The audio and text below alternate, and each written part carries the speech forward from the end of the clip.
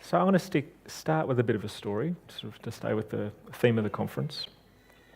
And this story begins really a night shift. So you've had your coffee, the Tim Tams are not looking like that anymore. You've gotten through most of the Tim Tams. And the first few minutes were at 6:30 in the morning, 5:30 in the morning, people are a bit tired. And the story is really written from the perspective of the nurses that were there at the time. The triage nurse called from triage and spoke to the nurse in charge of paeds. She just had a sick baby that needed a resus cubicle. So the paeds nurse and I went into P1, which was one of our resus cubicles, when the triage nurse came running around the corner with a grey-looking infant. I immediately called the paeds reg in. In the meantime, the first nurse had started bagging the baby. Now, we've got 3 resuscitation rooms in our ED. We've got 2 that are set up for bigger kids and one with a little resuscitation cot in the corner, as well as a bed in there. And this bed was already occupied by a child with a croup. But next thing I knew, the paeds reg picked up the baby and said, I'm going to P3, which is one of the resuscitation. Ran off with the baby. At this stage, I didn't know what she was doing, so I followed her, and she was putting the baby on the resuscitaire. There was still a croup patient in the bed, so I quickly moved them out to the other room. But they did see the grey flat baby during this. The paeds reg then started to near-puff the baby, and I called the other nurse back from a break. The paeds nurse was running around, getting things, drug trolley. Triage nurse was setting up for intubation. The HMO, who's the night resident, was setting up for an IV, I think. When the nurse came back from a break, I asked her to scribe, and the reg started trying to get an IV in the baby, and I asked the paeds reg if she wanted me to call anyone for help. And she said no. Paeds reg then said, we'll need a bolus. And I said, what weight are we using? It was decided on 4 kilos. And I said to the paeds reg, 80 mils? And she agreed, so I started drawing it up. Paeds reg was unsuccessful with 2 IVs, I think, and so she went for the IO. She thought it was in and started to flush it, and the baby's leg puffed up, so we removed it and attempted the IV again. And this time the triage nurse was continuing to neo-puff the baby. I again asked if I could call anyone for help, and the paeds reg said to call the wards reg. So I went to page her, and she said she called back to say she was too busy with a sick patient on the ward. I told the paeds reg this, and she said, call ICU. And when I called them, I was told they were too busy to come and help. I explained the situation, was told, oh, well, we can see if there's anyone to come, but we're very busy. When I went back in the room to tell the paeds reg, she got an IV in the baby and was given the 80 mils bolus. The paeds nurse was scribing and the other nurse ran the gas.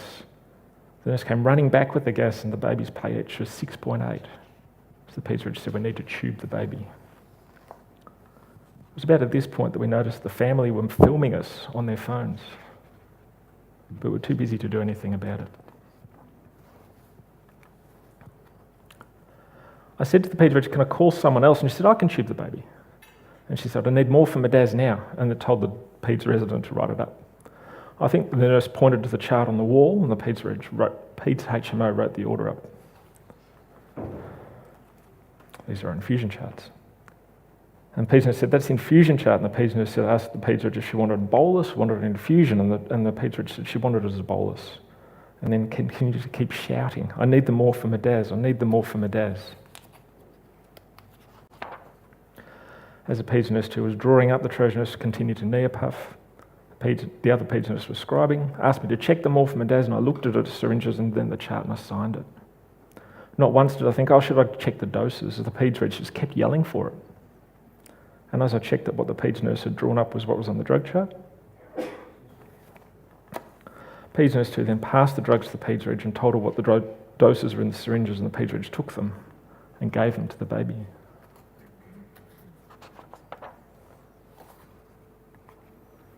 The baby's heart rate dropped to about 30. The paeds reg instructed the triage nurse to start compressions. The paeds reg was neo-puffing, getting ready to tube. Somewhere in this time, she went to tube the baby but couldn't get it in. And the next thing I knew, the ANUM was behind us, and she asked the paeds reg if she wanted a code. And then she went and called it. While we waited for people to come and help us One of the nurses was setting up the ventilator, the triage nurse was doing compressions, paediatric was near puffing, nurse was scribing, and someone else and I were drawing up adrenaline. Paediatric again shouted adrenaline but didn't give us a dose. So by the three nurses, we looked at the chart on the wall and decided on 0.4 mils of 1 in 10,000 adrenaline. I then gave the adrenaline to the baby every 2 minutes as per the nurse's timekeeping, and I checked with the paediatric each time I gave it.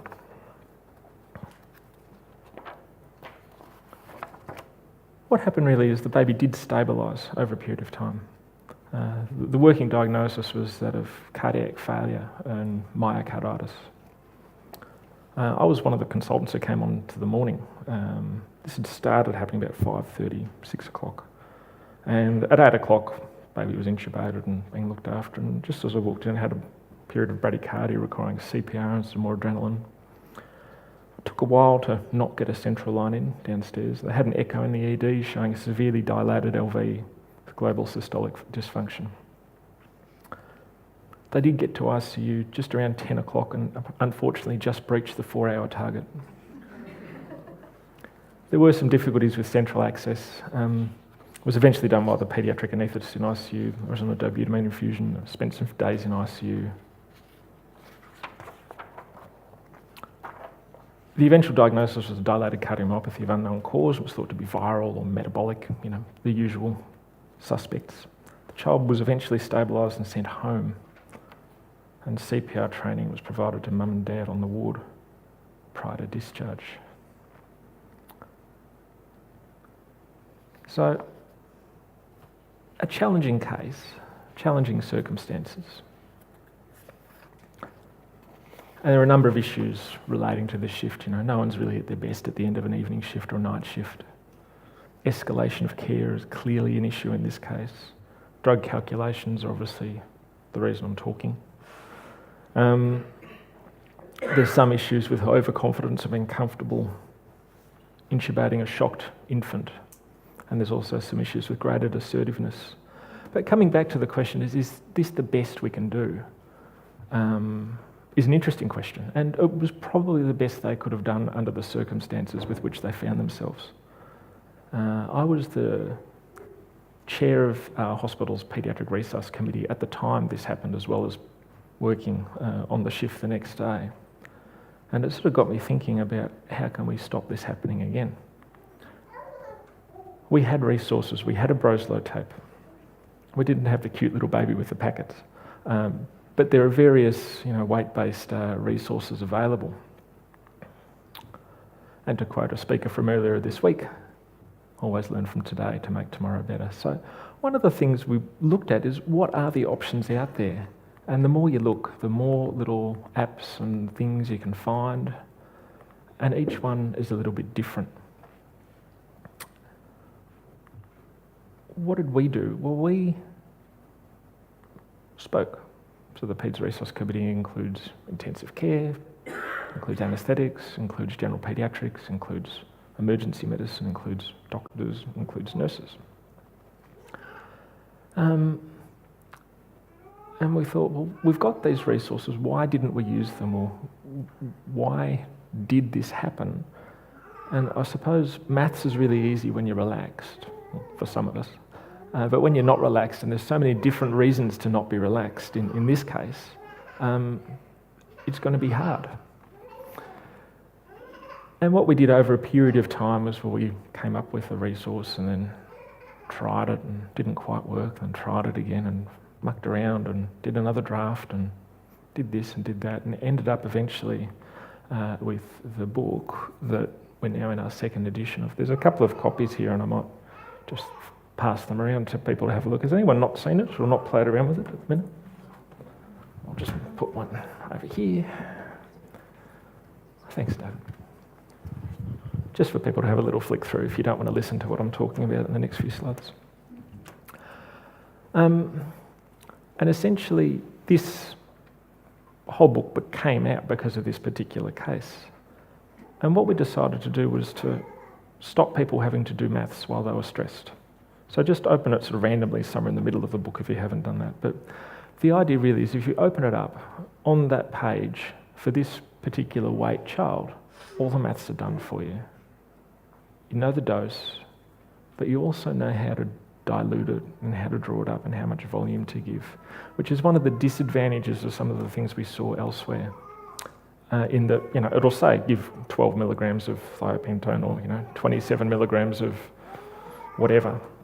But then having a 200 milligram in 2 mil thing that you got to then dilute and then work out how much that is actually extra math steps along the way. And we found that they were a bit hard for me, so I thought they're going to be hard for other people as well. So the basic structure is there, and you can look at the book as it's in front of you, but essentially on the left-hand side, we've got a little bit about anaphylaxis up the top, some basic resuscitation drugs, and then the intubation stuff along that side. On the right, we've got seizures, which is probably the most common reason someone gets into a flap is, there's a fitting child in front of you. And then things that I thought, I'm never going to actually know this, but if I do need to know it, I'm going to need to know it quickly. So like, the doses for hyperkalemia.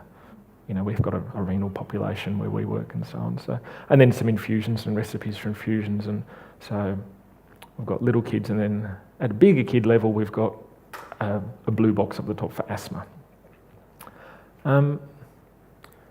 It's not perfect. We're pretty happy with it though. And what we've done, from the first draft edition, which was sitting in our resus cubicle, was just printed on paper, and then it was black and white, and then they used it. And has anyone drawn up drugs in a resus? You tend to spill things and splash things, and so after our first resus, the book wasn't usable anymore because it had been splashed on, which is why it's laminated. The colour coding came again just to be more consistent with people's thought process and have all the stuff. I'm looking for the seizures bit, that's always there, that's always the same colour. I'm looking for the arrest bit, that's there. Our first edition had, I thought, we'll make adrenaline really stand out, so I had sort of black background and a white writing for the adrenaline and cardiac arrest, and then someone wrote back to me and said, well, we couldn't find it. We thought that was a subheading. So there's been all these little human factors sort of tweaks along the way between the first edition and the second edition. It's been sort of an interesting thing to develop. We haven't really stopped though, and the sorts of things that, and Victoria touched on this today, trying to continually improve things. There's a few bits and pieces that we do, and between the first edition and the second edition, we sent out pretty much anyone who bought a copy or had used a copy, we sent an email to them saying, what do you need us to change, what do you want us to do differently? It also gets used a bit through APLES Australia, so we went to APLES and said, well, what do you want us to do differently? Between the first and the second edition, the concept study was being run. I didn't know the answer when we produced the second edition, but I thought, well, we'll put the concept dose in, so the Keppra dose went up to 40 per kilo. The next question, well, why don't we have an app?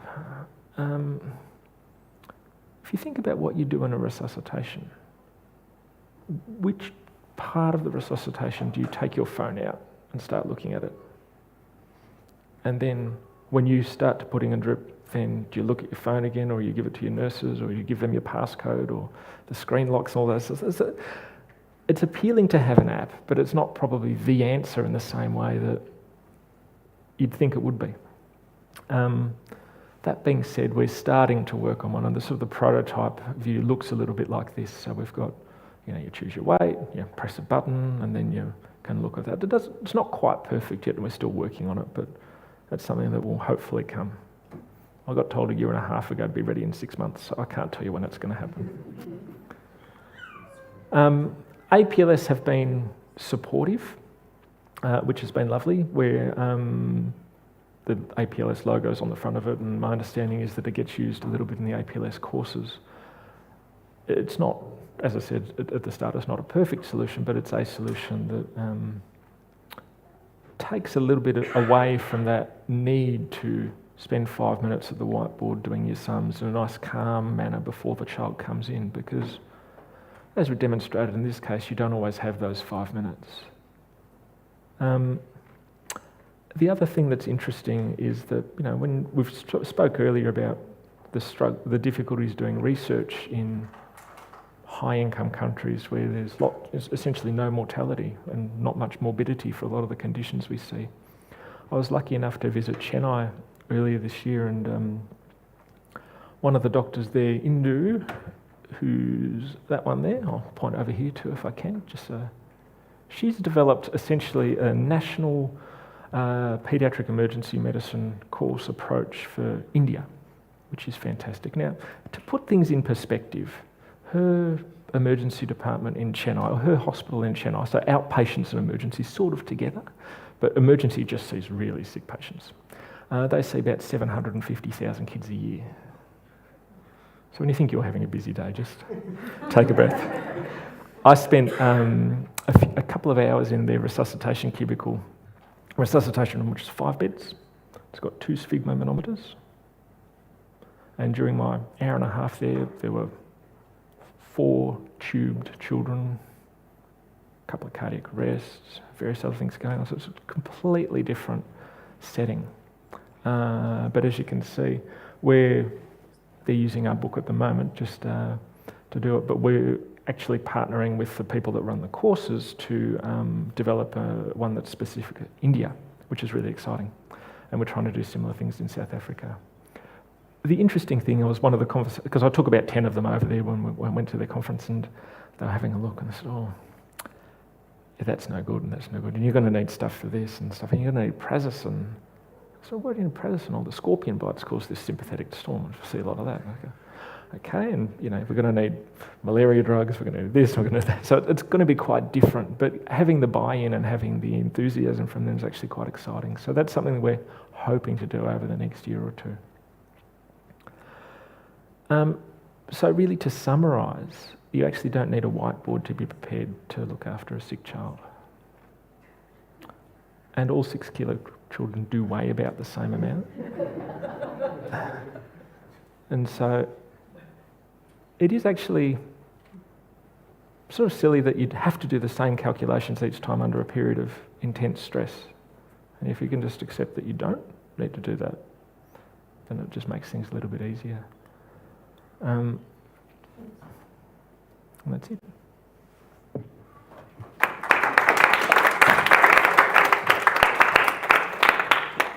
Thanks, Simon. I did not introduce Becky, who was the Twitter moderator before lunch, who was not introduced by Andy and has now not been introduced by me. Andy and I work in the same department, so clearly it's something contagious. If you have Twitter comments, please send them to Becky. If there are questions from inside here, yes, come up to the microphone. I'm not sure I need one. Ian Schulcher, I teach on APLES courses. I've seen the most remarkable change since that book's been available on the courses.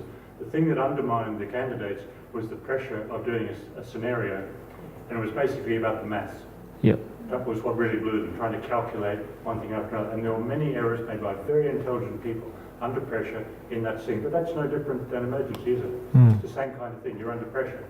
And just seeing what's happened since that manual's been available, then people can just focus on the problem and they're not bothered with the maths. So I completely back your comments about solving the maths. It was excellent. Oh, thank you.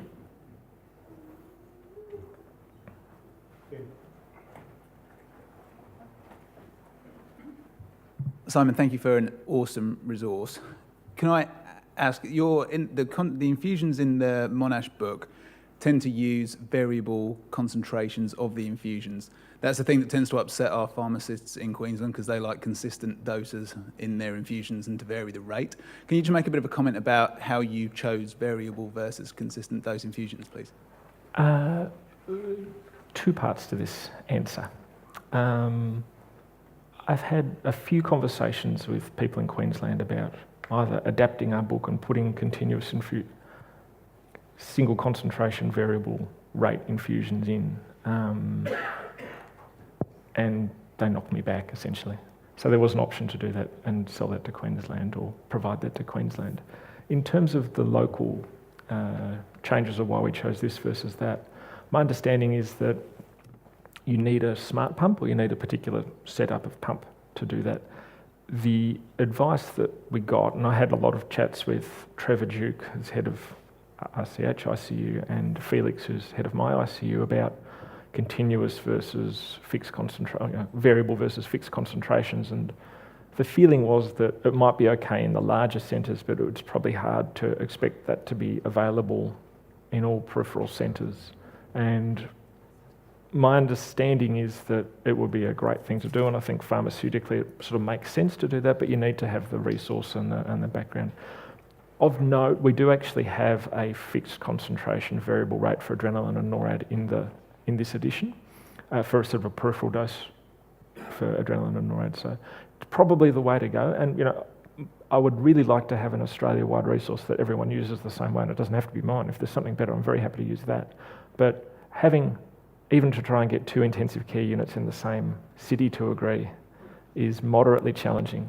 So trying to get every PICU across the country to agree that, oh yeah, we'll do it that way, is probably a little bit beyond me at the moment. So, thank you. Any more questions here? Yeah.